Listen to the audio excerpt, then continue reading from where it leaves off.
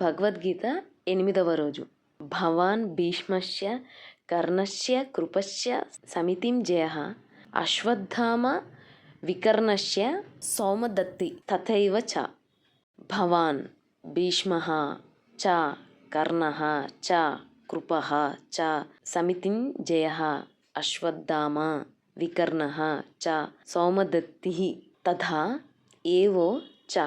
భవాన్ తమరును, భీష్మః భీష్ముడును చ మరియు కర్ణః కర్ణుడును చ మరియు సమితిం జయః సమర విజయుడునగు కృపః కృపాచార్యుడును చ మరియు అశ్వత్థామ అశ్వత్థామయును వికర్ణః వికర్ణుడును చ మరియు సౌమదత్తి సోమదత్తుని పుత్రుడునగు భూరి శ్రవుడును తథా అలాగున ఏవచ మరియు తమరును, భీష్ముడును కర్ణుడు సమర విజయుడగు కృపాచార్యుడు అశ్వత్థామ వికర్ణుడు సోమదత్తుని కుమారుడైన భూరిశ్రవుడు ఇందు ముఖ్యులు.